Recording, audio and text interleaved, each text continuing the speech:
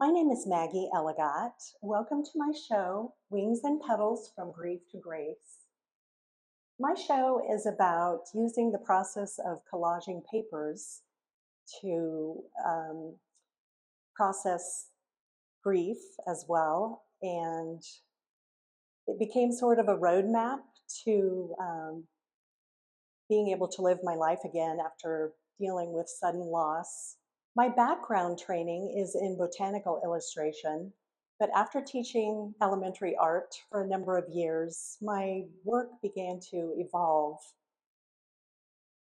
I was informed by artists such as author-illustrator Eric Carle, who creates beautiful children's books, as well as looking at Matisse's paper cutouts and the early work of Picasso, who was one of the first collage artists.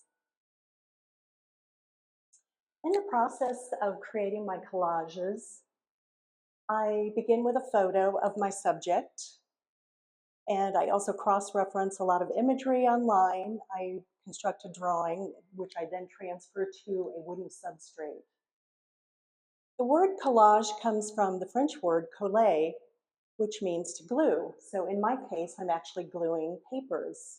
Through the years, I've collected things such as maps, old books, music, old gift wrap, and greeting cards. I've even created some of my own papers by using acrylic paint. I then began to lay down maps as the background, and by cutting and tearing pieces of paper, I began to define the actual outline of the subject, of the birds and the flowers. The process then becomes an intuitive one, and it becomes very meditative and therapeutic. My subjects, birds, for example, are very significant in my work because they speak to communication and freedom, transformation. For example, in this blue heron, Since You've Been Gone, they speak to grace, moving through the environment in spite of their long, skinny legs, serenity as well as healing. In this piece of yucca flowers, thoughts of hope, words find their way into my collages as part of the process. And in this particular case, the word hope kept finding its way. And yuccas sort of speak to strength, survival, resiliency. Another signature piece over here of the black cormorant, another water bird. They're very interesting birds. If you observe them in their environment, they sort of dive deep down into the murky depths while they hunt.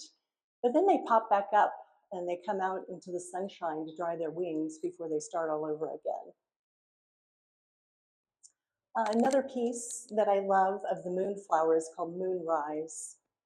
Sort of symbolizes beauty evolving from darkness. So the subject of birds and flowers are very significant and sort of helped me on this step-by-step road to healing.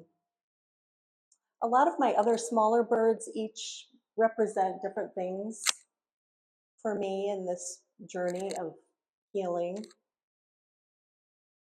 Birds are really strong metaphors for life, as well as nature in general is very healing.